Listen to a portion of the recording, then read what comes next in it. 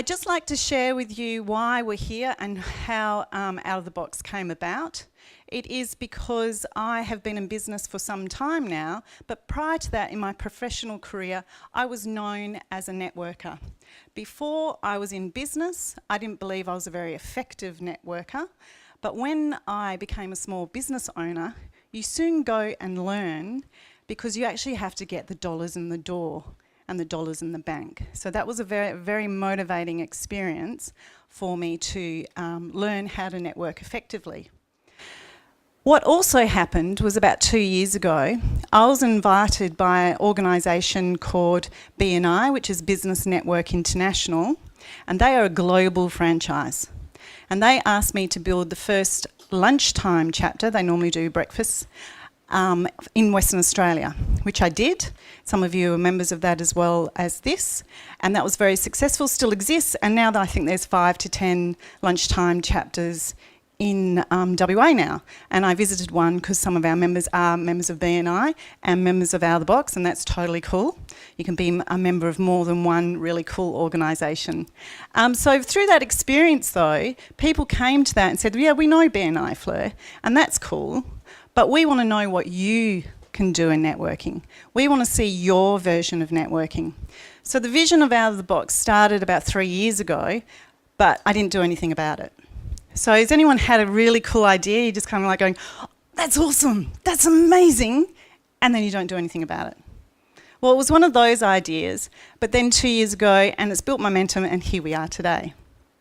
So as the vision, what my vision is, and we need to put this table over there for future reference, so I'm going to stand here so I don't look like I'm looking away from you all the time, because I actually haven't memorised my slides, and some speakers would say that's a no-no, because I'm cheating and looking over here. So, to connect, empower and motivate you into action. Also to create greater freedom, choice and opportunity in your lives. This is the vision for Out of the Box Biz. Through creating a business community that's exclusive, full of like-minded people, such as your good selves. And welcome, everyone. So that's what Out of the Box is all about, and there was a little reminder for me.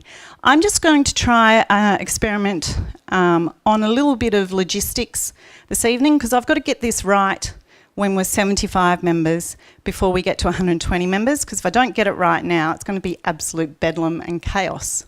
So far you're doing what I've asked you to do, but you know when we break out and we do activities and it gets a little rowdy in here, although I'm an ex-school teacher, I'm respectful of you as adults and I don't want to treat you like children. So I just want to put in a few parameters of how we're going to come together, because a few of you know I like to run a tight ship in terms of timing in our meetings. So basically, when I'm off the stage, you can go for it. Chatting. When myself or anyone is on the stage, and I encourage anyone who comes on the stage to come onto the stage and just to remain quiet for about 3 seconds before speaking. So that allows everyone to go, oh, someone's on stage, I need to get their attention. So I just want to try and experiment on something that I learnt and I've never done before, so can you go with me on this? That's when you go, yeah. Oh, yeah. Okay, I've got to change that rule. It's already failed. Forget that idea. Thank you, Michelle. Oh, I've just had a hot flash. Okay, so scrap that, but I want you to just talk amongst yourselves, and then I'm going to say something and see if it works. All right, so just go for it.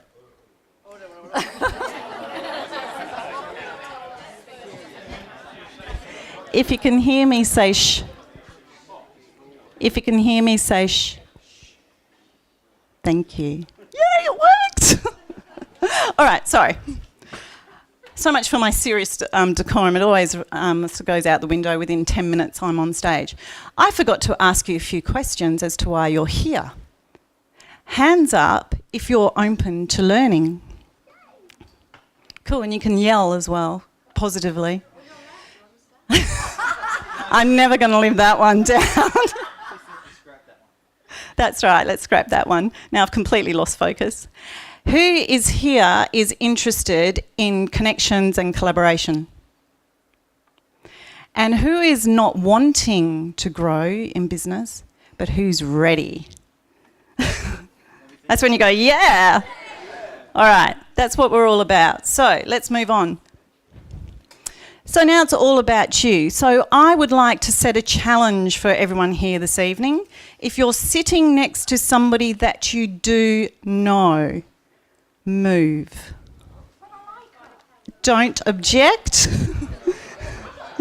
If you're sitting next to someone you know, move. Now.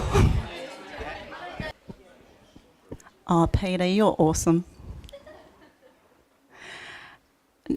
Peter Butler, you're awesome too, Peter Littlecoat.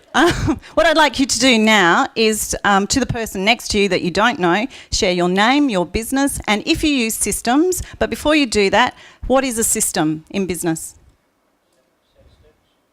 Set of steps or so processes that can be, what can you do with them?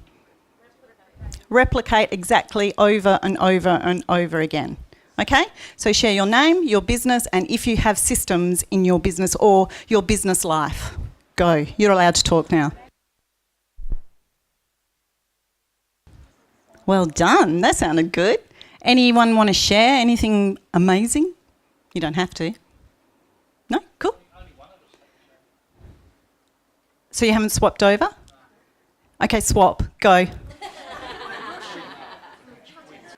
Awesome. Cool, I will get better at this, by the way. Experimenting a lot in this portion of the evening. So out of the Box Biz is about business education. We're using the forum of education for us to have a shared experience so that it stimulates building rapport and trust, which stimulates networking, which ultimately results in you growing your businesses. So that's what we're all about, through face-to-face live events, because one of my soapbox topics is the lost art of face-to-face communication, because we all are actually attached to our digital phones, our smartphones, and we actually really just need them implanted into our wrist or something, or because they almost need to be surgically removed. So I'm very conscious of that. So I encourage you, unless you're using your smartphone to check in or to hashtag how awesome we are, I encourage you to put it away for the evening and to share with the people in the room and to build those face-to-face relationships. We have 3 levels of membership available, and we are building to a membership of 120 exclusive members. We do follow a set agenda. Our networking, our open networking at the beginning of the evening is from 6 p.m. now for registration and open networking, so you can sort out parking because we're in a different venue.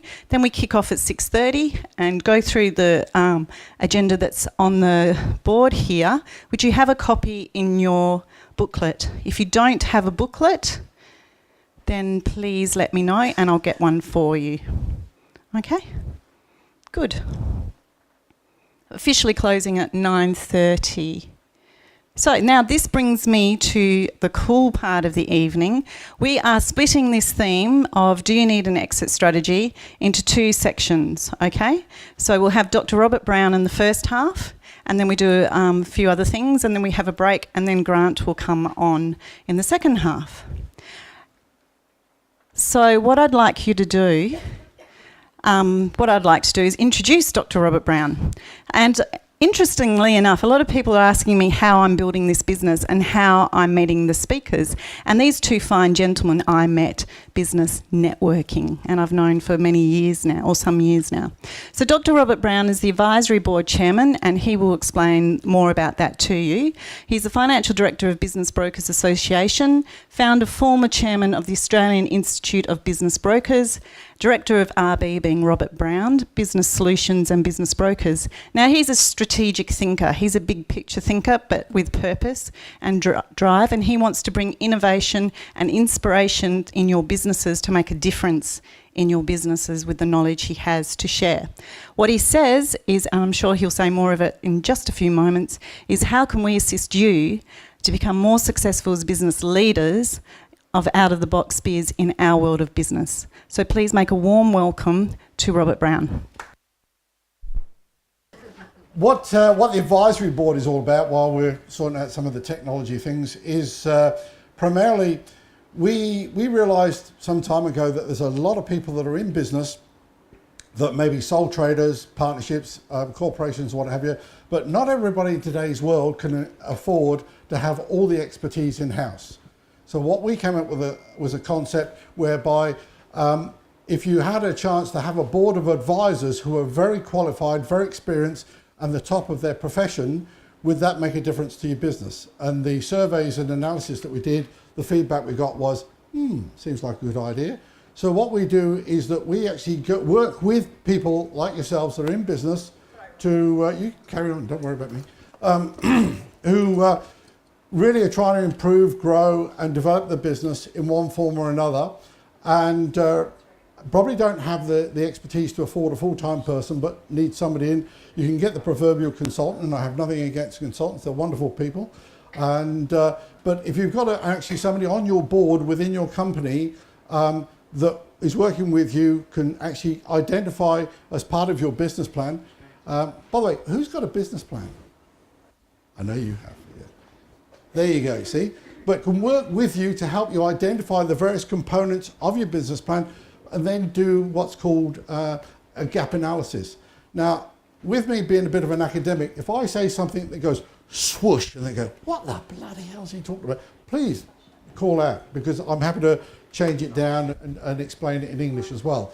But with the gap analysis in identifying within your business, it's important to understand what that is all about. Because if you don't identify the gaps in your business, how do you know if you're successful? Because you could be throwing a hell of a lot of money at something, whatever that may be. So within the advisory board, we come in, we work with you to do analysis, identify the gaps as part of that, we scope up requirements and work with you as your advisor. Now, apart from myself and Grant and Helen, we've got access to about 20 or 30 top of the wazza leaders and experts in their specific field, which are part of your board as part of the service that we offer in that way. And they're not there all the time, we just involve them to do specific tasks that we identify that as a needs wants analysis within that requirement, okay? So that's very, very important that way. I come in as the chairman, I chair it, and work with you and make it happen. So, not that I'm trying to push John Hughes, but when you call our number, you get me, like you do with John Hughes. I'm the one that answers the phone. Nobody else, and I'm not saying the buck stops with me, because that's a cop-out, that's an excuse, right? Because if it has to stop with you, that means you've done it wrong. Okay, and that's another story for another day. Let's see if this works now. No? Oh, there you go. All right, okay. So what is succession planning? What is exit strategy? How does it work? Why do we need it? How many of you have got an exit strategy? I know you would have. Nobody else? What do you think an exit strategy is? Anybody except you? Go on, tell me, anybody, what's an exit strategy? Death. Death? Absolutely. I was talking to that gentleman in the break. Mate, that's the ultimate exit strategy. I think Houdini was trying to come back, but he never quite made it. Sorry? Why exit? Why exit? Fine. Plan B? Having an end in mind before you start, or when you start. I'll give you the $10 later. I was just going to say retirement. Retirement. Right. Who's at what phase or flush of starting your business? Who's 1 year? Who's 2 years? Who's 3 years? Right. The rest are all plus, I assume. If you're starting a business and you have no idea where the end result is, how the heck are you going to know if you've got there? I'm going to make a sexist comment here. Who's a mum? How do you know when you've reached the stage of becoming a mum from the beginning? Huh? You have an exit strategy. And they never get quieter as they get older, right?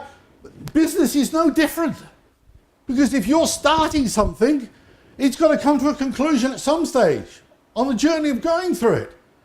And with the succession planning, if you haven't got a succession plan, I mean, there's people that are baby boomers now that have been in business 20, 30, 40 years.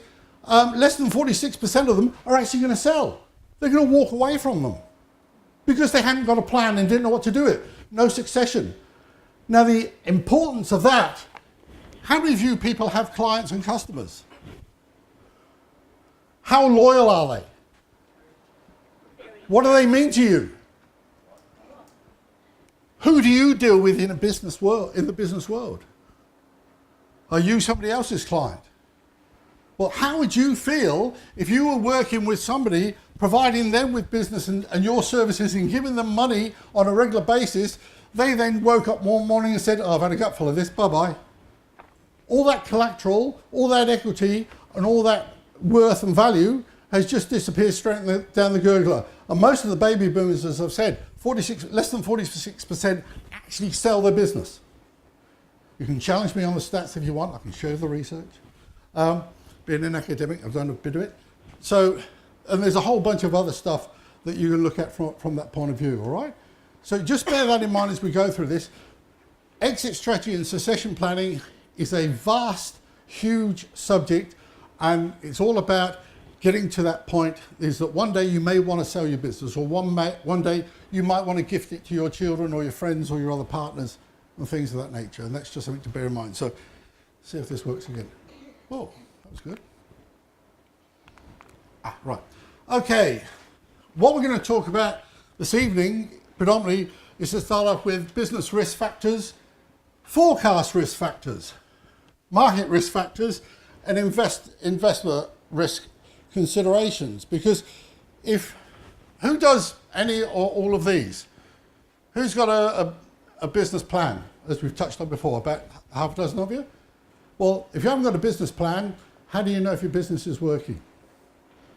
That's for you to decide. Who actually forecasts their business? Anybody got a forecast for your business for the next month, the next 6 months, the next year? Do you know if it's on track? Constantly? Good. 3 people, 4 people. What about your marketing factors? Who's got a marketing plan? Do you know that if it's working? What are the risks associated with your marketing plan? Have you looked at them? Are you aware of them? What about your investor? Who are your investors in your business? Anybody? Your husband? Good on him. Has he got a choice? Right, who else is an investor in your business? The bank. The bank. Could be. Who else? Come on, anybody? Nobody nods off when I talk, mate, I tell you. Does anybody invest in your business? Especially clients. Clients. Yeah. Right. So what do you share with your clients as investors? They're your stakeholders. Just think about that as we go through. I think I'm getting the hang of this now. Right. Here's a way that we graph this. So you're looking at business factors, you're looking at forecast factors, your market factors, your investor considerations. And when we do our analysis and research, that's what we graph out. So what this does, which hasn't come out too well, it actually shows you your weighting towards any of these graphs. So you can identify your gap analysis very, very quickly at a visual, because we're all getting very visual these days. I mean, nobody looks at it unless you're an accountant that's getting all excited. You can look at a balance sheet with lots of numbers, and you go, oh my God. Oh. You give them a graph, and everybody goes, yes, I'm with you. Oh my God, what does that mean? Right. So this is how we do some of our stuff. So your business is, when you're looking to sell your business, or you're going to sit down and explain your business to somebody, right? There are going to be certain things that they will want to know about your business. Because one day, if you're going to sell your business, or you're going to the bank for a loan, or you're going to go into some award scheme where you want to get some additional equity or monies into your business of one form or another, or you might want to go in a merger and acquisition and get a partner, or whatever the case may be, they are going to go through your business, doesn't matter how small or big it is, with a fine-tooth comb. And they're going to look at it very, very critically. I mean, because we sell businesses as well, when people come to us and say, I want to buy that business. And I turn and say, give me a business plan. Tell me the reason why you want to buy that business. And they go, huh? I've got money, I want to buy it. I said, not good enough reason.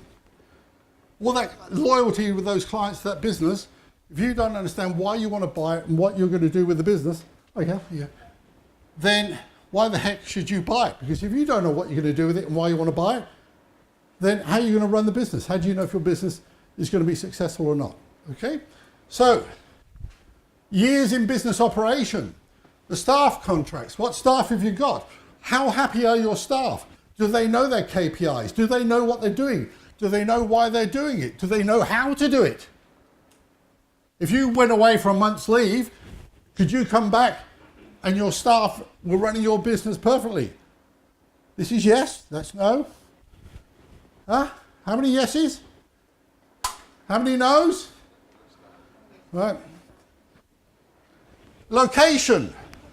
They say location, location, location is your business. Probably not so much in these days, depending on the type and style and nature of your business. Management strengths. Who has managers in their business? 1, 2, 3.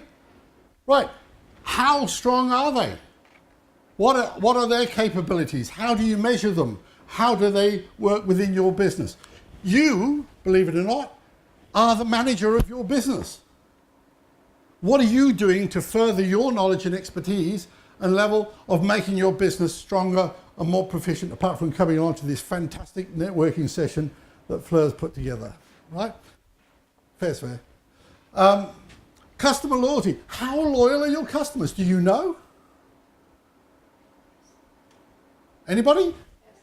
They're loyal? Right. So you're not worried about your competitors coming along and offering a better service?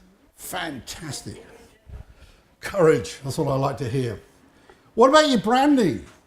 What is it you do? How do you do it? Do people understand what it is you do and how you do it? Only you can answer that at the moment, but we can help you. Customer database. Who has a customer database? How do you grow your customer database? How up to date is it? How current is it? You know, the old way, because I've got a few grey hairs and I've been there, is you send out the letters and the ones that came back saying return to sender. Now you just get an email saying not delivered, don't know who you are. Right. But again, that's a good way of testing your customer database. How current is it? You know, you can pay a small fortune or not for databases, how relevant they are and how many other thousands of people are actually sending their materials and marketing stuff to that particular database. Who knows? IP technology. I know there's a couple of you here.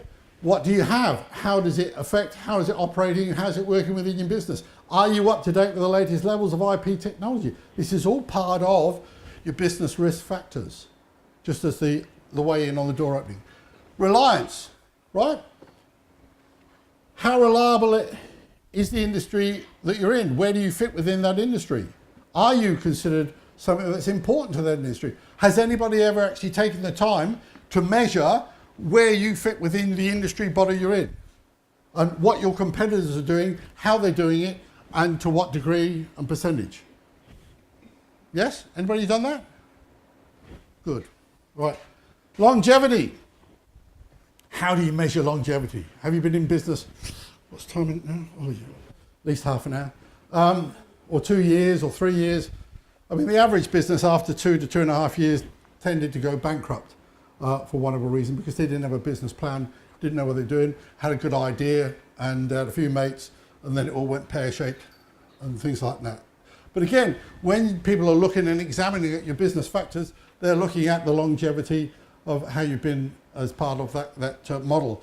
And your business systems. Who has business systems? And I don't mean zero accounting. Do you have business systems in your business? Right? Do they work?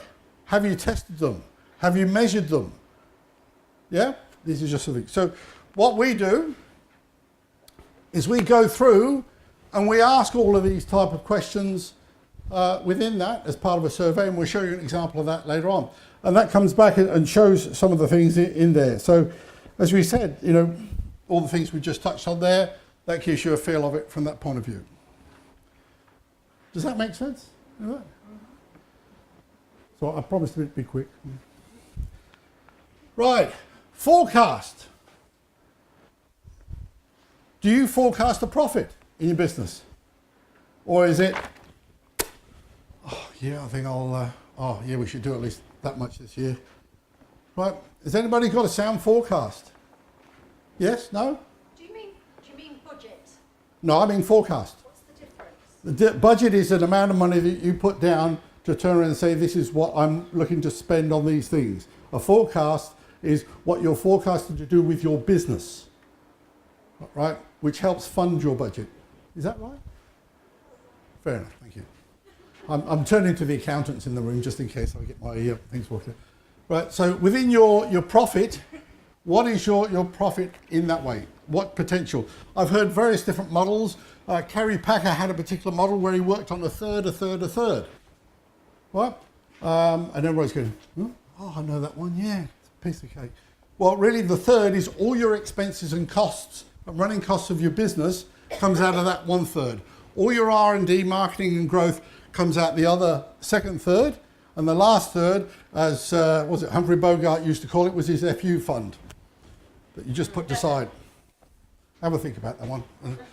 And you just don't touch it. You just take it straight off the top. What's the potential within your forecast of your business development, your business growth? What is your potential to retain customers? What is your potential to retain staff? What is your potential to grow staff? What is the potential to get new markets? What's the potential to develop and expand existing markets? What's your potential to be the industry leader? What's the potential to go on holiday for 6 months and still come back and your business is there? People are going, who is this idiot? I can't afford to take a long weekend off at the moment. Forecast with your revenue. That's coming back to what you were saying before, with your budgets, all right? And that's really, again, money in, money out, and am I getting it and that? And is my overdraft getting bigger every time I do it? So that's part of your revenue. Your revenue stream, again, comes back to the same thing, is actual physical cash flow in and out, where it's coming from. Is it just on one client, or is it spread across a number of clients? Because if your business is geared just for one client and they shut up shop, do you think that might have an effect? Right. So that's another factor. Reoccurring revenue streams. In other words, how often is that money coming in? And is it good to have multiple reoccurring revenue streams or a singular? Why? Fine. And again, how we do that is we track that, and you can see that from that point of view, and what it will mean to your business and how it will mean that to your business in that way. Is that easier to understand? Well, it's just a forecast, we do that. Right, entering the market. What's it going to cost you? Looking at the what, how, and why. What market are you in? Do you know? Do you know who else is in that market? So coming down to the competitive advantage, who else is in that market? Where are they positioned? Where are you positioned? What is the major market share? What is the minor market share? What is your objective in that, as from a marketing point of view, to be where you want to be at?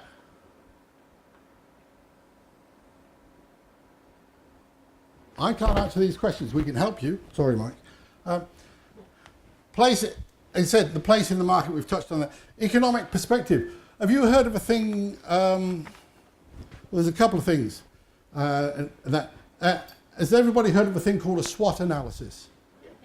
But strengths, weaknesses, threats and opportunities, right? Who here has done a SWOT analysis on their business? Yeah? Who here has actually done a SWOT analysis on the industry they're in? Right. Who here has done a SWOT analysis on their competitors? Well done. What industry are you in? Sales coach. Of course. Well, which was even great, because when I did a lecture on this business planning and things of that nature, I talked about SWOT, and I said the other thing equally is important within your business from a marketing point of view as well, and as business owners and business leaders, If I moved them out too much, just let me know.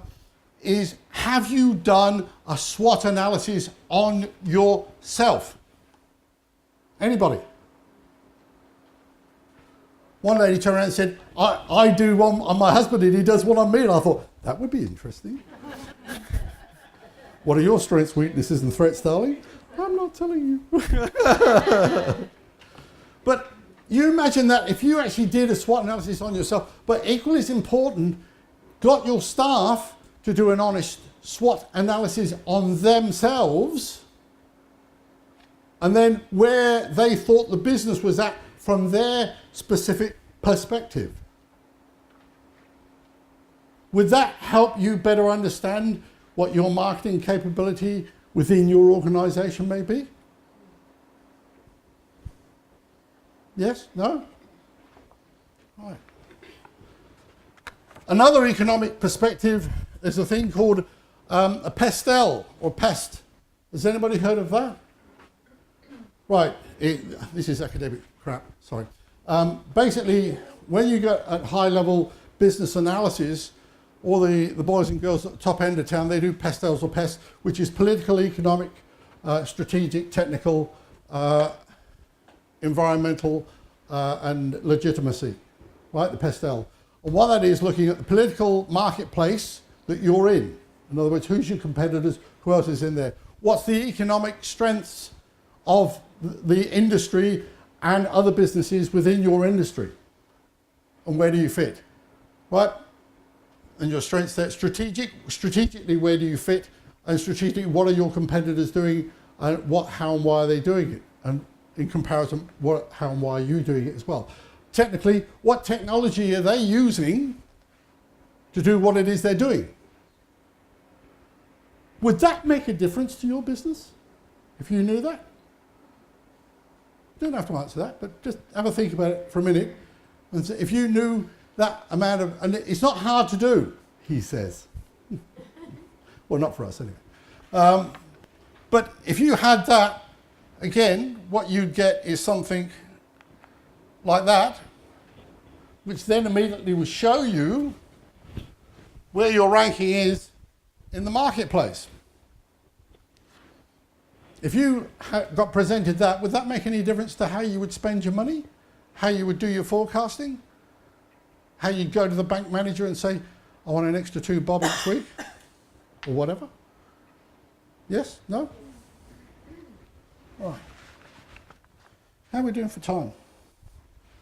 Anybody keeping time? Yeah, you've got another 20 minutes. Oh, good. I'll talk slower. Reason for investor risk analysis, reason for exit planning.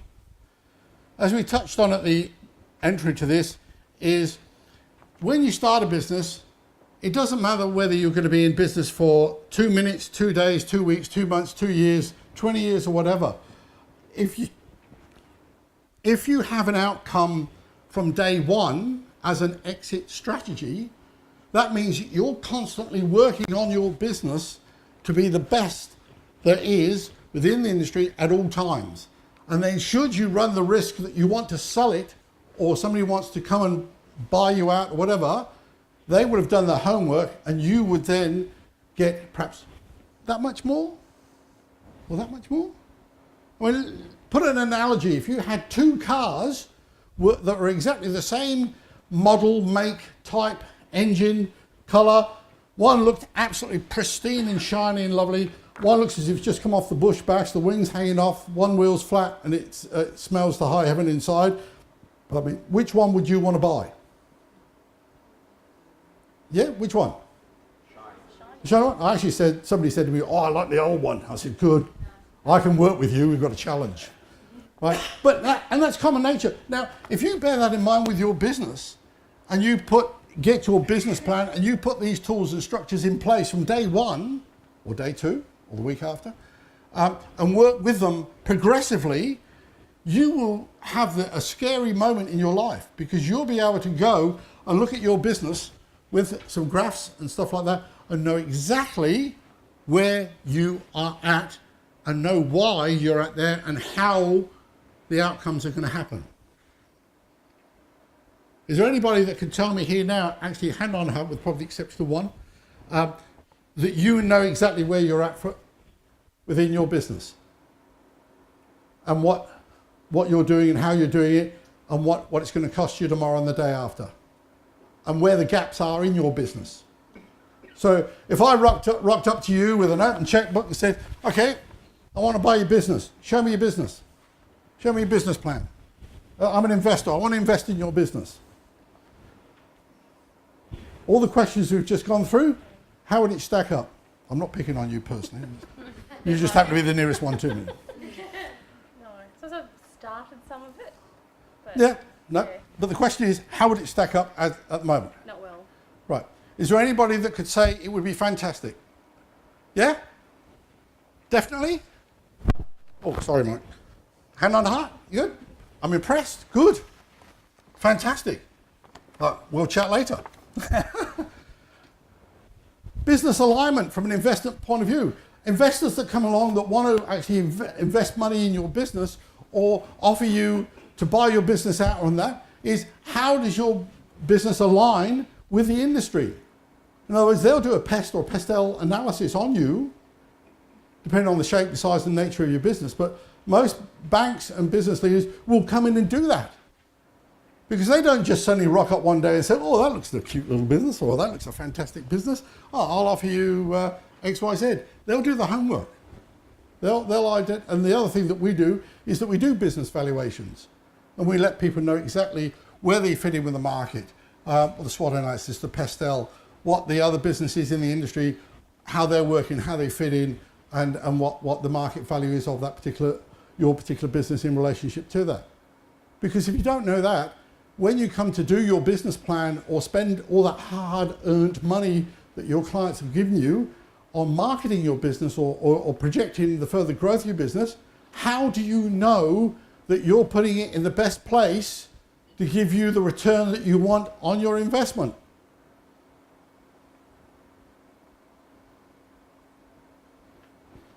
You say, yes, we know, fantastic.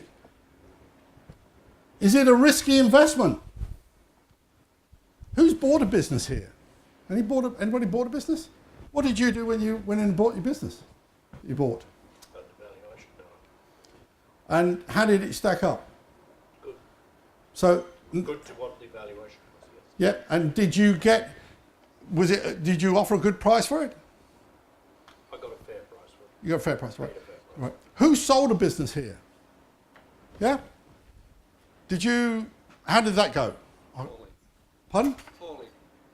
I don't want to pry, but is there some specific things you would like to share as to why you thought that was? They reneged on the first deal, Right. and then I didn't get goodwill for the next one.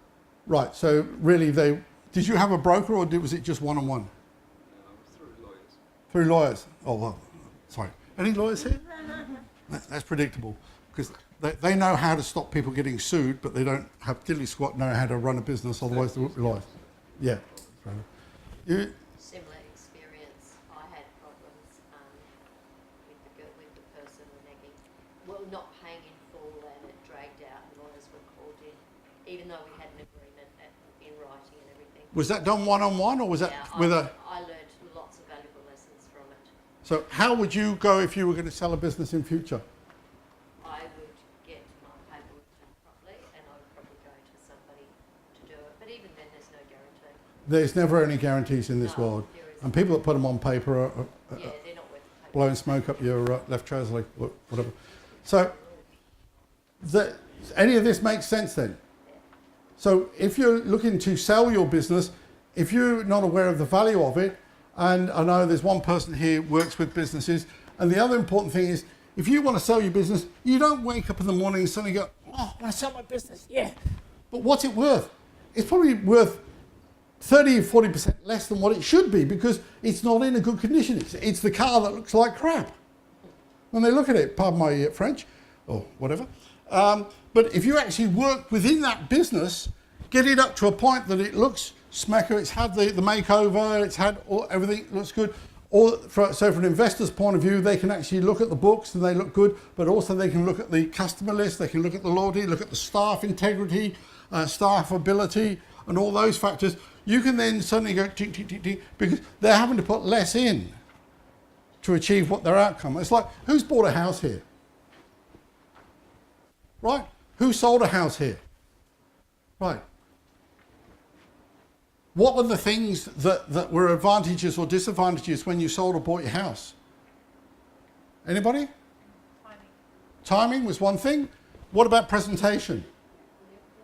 Did it look, I mean, the house looked fantastic. You were happy to pay more or less what they were asking, but one that looked crap. What did you do immediately? You go, the carpets want doing, needs painting, that's 10 grand, that's another 15 grand. So immediately, what do you start doing? Well, businesses are no different, folks. Right? Businesses are absolutely no different for anything. I'm not saying it is housing, but it's what the perception, how people look at it from an investor point of view as to what you're asking, if it's realistic and it makes sense that you're going to get that money or not, as the case may be. So the succession planning is not when you're going to die and it's the ultimate thing. It's in preparation for that. So if you're in business and you haven't got A, a business plan, B, a succession plan or an exit strategy, you're doomed to fail. I'm sorry to say that. I'm sorry to be harsh about it, but it's a fact. Because coming back to the pregnancy, there are certain do's and don'ts, and even more do's and don'ts these days. I mean, how the hell we actually had kids that come out because the mothers used to drink, smoke like a bloody trooper, and look at the end result now. That's probably the reason why. Yeah. But with that, it's got a 9-month period to go through to arrive at a conclusion. Well, your business is no different, and you've got to do some things and be caring and mindful on the way through with your business, whether it's 9 months, 9 years, 90 years, whatever. If you're not doing some of those things, then what comes out the other end, you have no idea. He says. And again, there's a lot of market hype about what you should do and what you shouldn't do. If you're going to sell a business, go to a business broker. That's what they're trained to do. Don't go to a lawyer. They're there to stop you getting sued or make sure you get sued. If you want to pay less tax, you go to an accountant. That's what they're trained to do. If they know how to sell businesses, then they wouldn't be accountants. Right? So if you want an advisory board to help and develop and grow your business, these are some of the things that investor risk, that's what it's going to look like with what we go through there. Right? Ooh, I've got one of those. All right. All right. Any questions? No? No questions? I've got you all stunned, you're all convinced?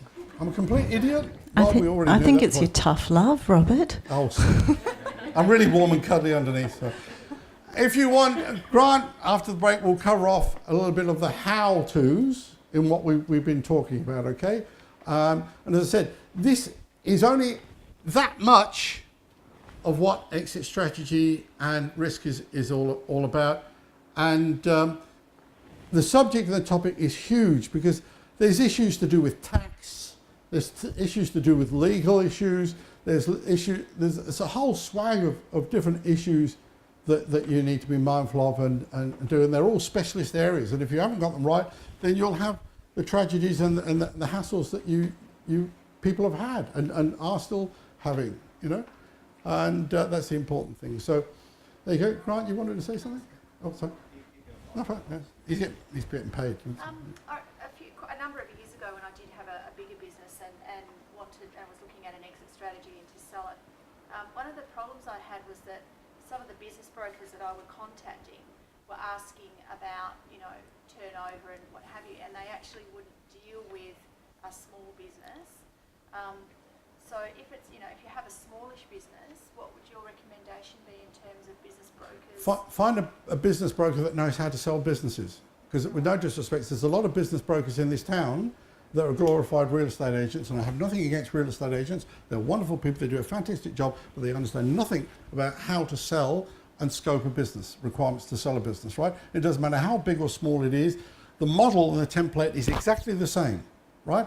You have to go through some of this stuff, or a lot more than this stuff. My questionnaire when people are looking to sell a business is 28 pages, double-sided, right? And everything. And I think he's actually got in there, what is your inside leg measurement? No, that's not. But it covers everything, because to sell a business, if the broker doesn't know everything about your business and how it came about, what you're doing, and where, and so on, from day one, and your staff, your clients, and everything there, and can stand up and give a full-blown presentation about it, then they're not worth having, right? And as I said, one of the things we do is that anybody that shows an interest in wanting to buy a business, we ask them to do a business plan and give us a reason why they want to buy that business. Because if they don't know why, how the hell are they going to run it? It's not just a case of, oh, it's 50,000 or 500,000. Oh, you got a check, thank you very much. It's yours. It's not that. You've got an integrity, because you've got a loyalty to your clients that have been supportive of you consistently to make you where you're at, be it good or bad, as a business. So therefore, you've got a duty of care to ensure that who takes over that business is going to look after them. Right? Not just put the sign saying under new management and everybody's going, oh, thank God for that. You know, that is good. That's not important. The important thing is that due diligence is done from that point of view. But we're not here just talking about selling businesses today and just getting out of business. We're here talking about how to housekeeping to run your business successfully, to be profitable with performance and profitability, and you understand what is happening, how it's happening, and why it's happening in your business. And that we've just touched on some very small things here. And Robert, I was just going to say, maybe you just wanted to also expand on what exit opportunities there could be for a business, be it a management buyout, strategic sale. yeah, all right. Just how are we going for time? Yeah. All right. Okay. Basically, what's happening with businesses today, predominantly with baby boomers, is they are not selling the businesses. They haven't given any thought to selling the businesses, and we've done a couple recently whereby the management within the business had a certain amount of equity. So what they did, it was a cooperative merger or cooperative buyout from that, and effectively they couldn't afford the true value of what the business was worth, because we did a valuation on it. But it turned out that they could actually collectively put together a business plan and come up with around about 50% of what it is was required. The owner was getting in their 70s, wanted to carry on. He was the catalyst from that point of view, and we did a succession planning process with him. So he delegated with 2 tire levers and a crowbar, delegated the responsibilities to managers. We identified the expertise that he had within his business, helped him make some changes, and then we help, because we do HR and training as well, to train up his staff to become better managers and better business people from that point of view. And that put them in a position then he could have a succession planning and step back. You know, and that's the important thing, to do that, because it's one thing saying I want to sell it, but the business revolves invariably around one person. And if they retire, then the business is done. I mean, John Hughes was a classic example. He is the business. However, with succession planning, he's worked now to delegate it out, and it's just a brand name.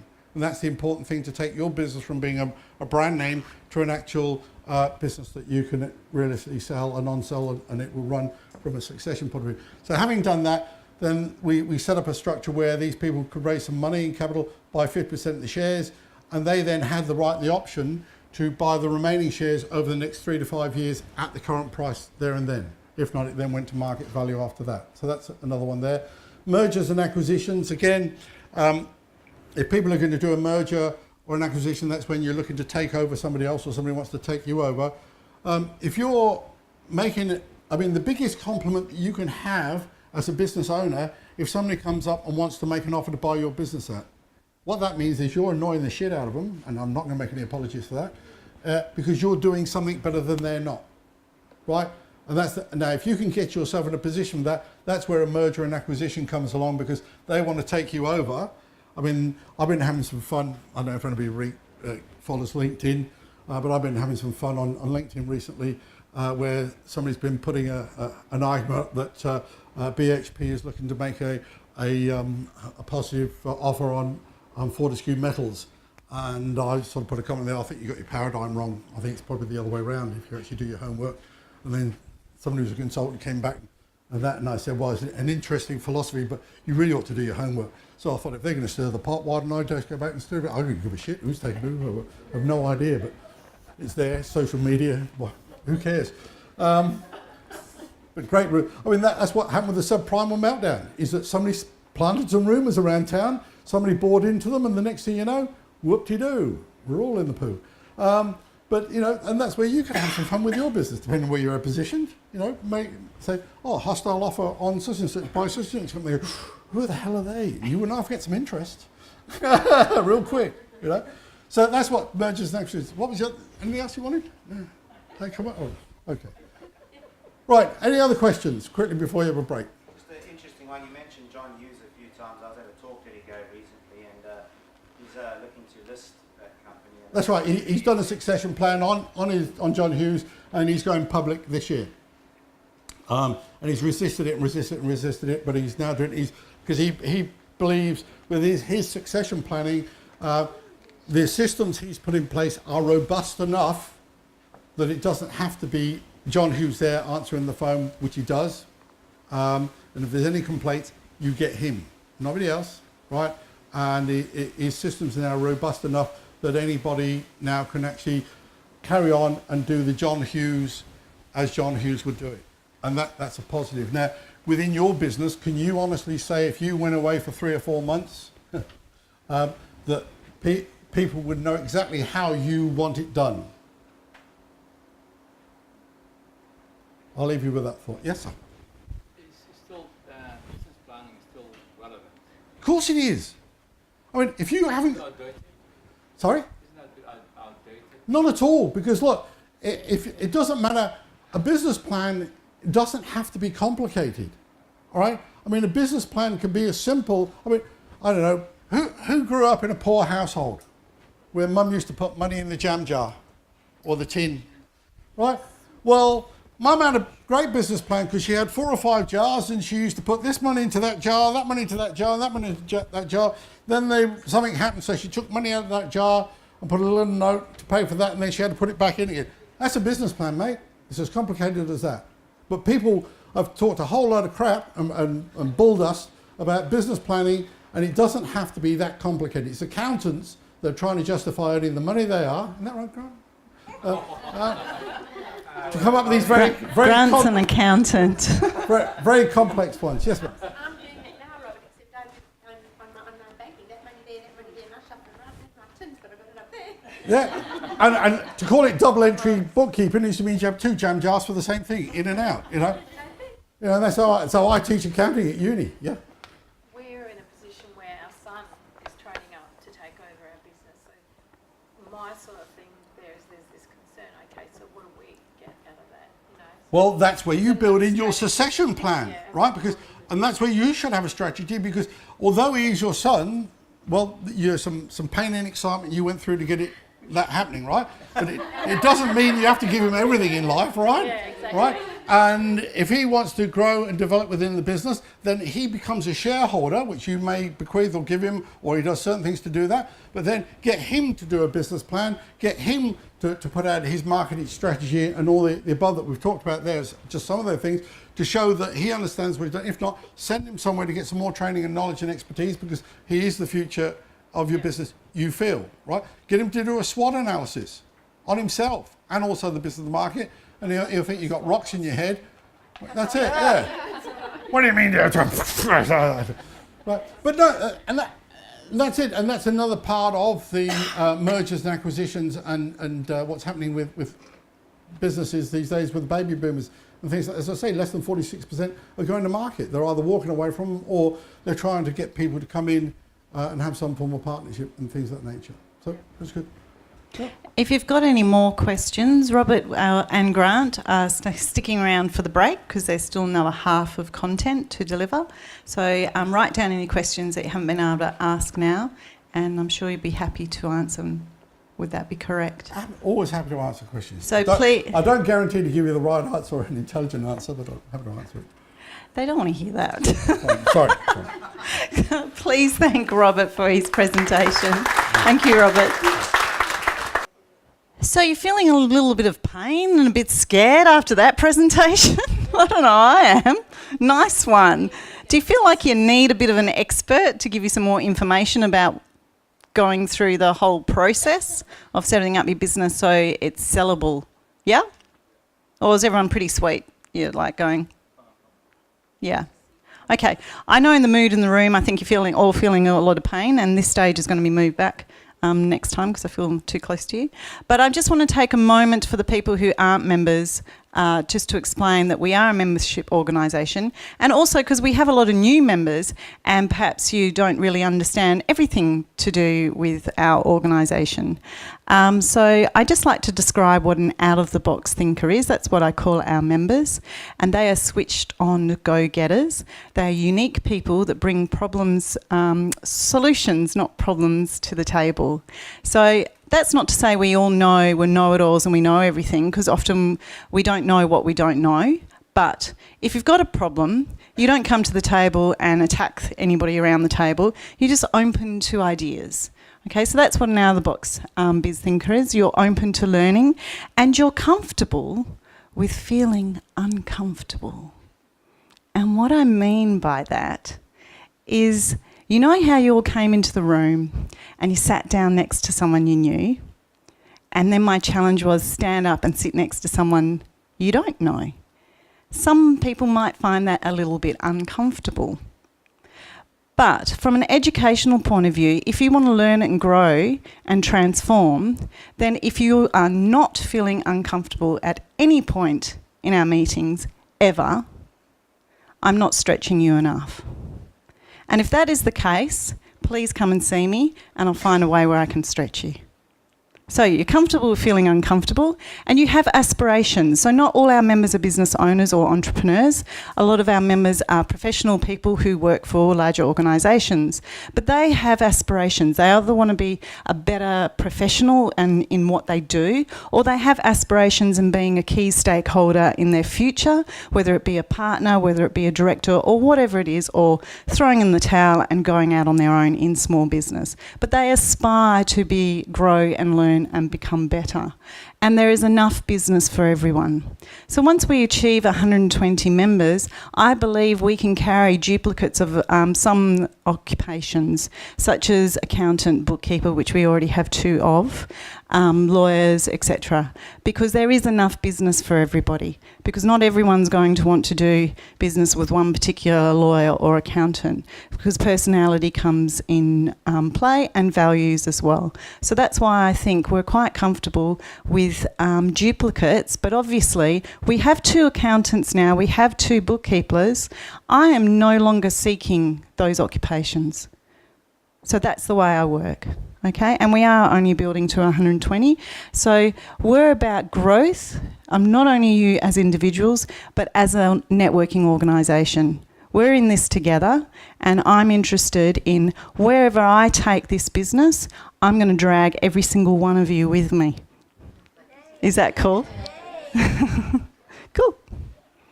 So we have 3 levels of membership available. Bronze is no longer available at the moment because it's full. And I just want to share a little bit about the gold of being a gold member. So with our memberships, I'm not interested in charging you a membership fee plus an event fee, because you're in this and committed to coming to these meetings. Now, as soon as I step off stage and introduce our expert guest speaker, I then go down and I'm on my phone sending messages to every single member that registered and is not here to make sure they're okay and make sure, because life happens. So we had about 57 people registered and confirmed to come this evening. We don't have that many people right now, but life happened for a couple of people. And Tim left, I just let you know, not because he's pissed off or anything. It's his wife's birthday. And I just said, dude, you shouldn't be here. And if you're getting grief from her, get out of here. I mean, he'd already decided that anyway, but when he said, I'm getting heat, I said, get out of here. You know? So that's the reason why he left, in case anyone's going, ooh, first meeting and he leaves. I think he should have, anyway, in my humble opinion. So the gold in gold is that you not only get in the door every single meeting, but you also get profiled a hell of a lot more in terms of being able to display your wares or your services out in the foyer area. And also you receive other opportunities, such as an invitation to present at the 5-minute member showcase, which will happen later. And there's also other opportunities that I give our gold and platinum members. If you'd like to know more, I'm available for you to answer any of your questions, but particularly if you're kind of going, well, this all seems rather good, but I'm not really sure how it's going to work for me. So if you're at that point, then I'm more than happy to spend a couple of minutes with you, and I can go over how it's going to work for you. Okay? So on that note, we're now going into a break, and I did that on time. I'll just share with you because we do have time. I'm getting a reputation in the membership and my speakers for running a tight ship on timing. So I did a little bit of an analysis over the last meeting because I ran over time. And guess which speaker's the only speaker currently running over time? Me. So I'm not running overtime tonight. Yes, which means you get, instead of 20 minutes networking time, you get 23 minutes networking time. So if you're having a fabulous time, if you're getting some good learnings, I'd encourage you to check in on what your favourite social media option, and our hashtag is YouTube. Nice one. I just wanted to test that because we're all putting in our diaries OOTBB for Out of the Box Biz. But for a hashtag, that's way too long. And I think we should be YouTube. What do you reckon? Does everyone think that sounds like YouTube? So if anyone's got a better version of what it sounds like, please share with me in the break, because within the membership, I want to breed a culture of we're just YouTubers or something like that. I don't know.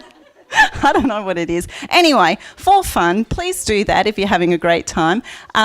What I'd invite you to do is we're going to go out back into the foyer for continue with the food, and we have wine because we are adults here at Out of the Box, and there's tea and coffee as well. And then you'll be ushered back in here for the second half, and we will remain here for the open networking at the end. So please go forth in the foyer and enjoy the refreshments for the 20-minute break.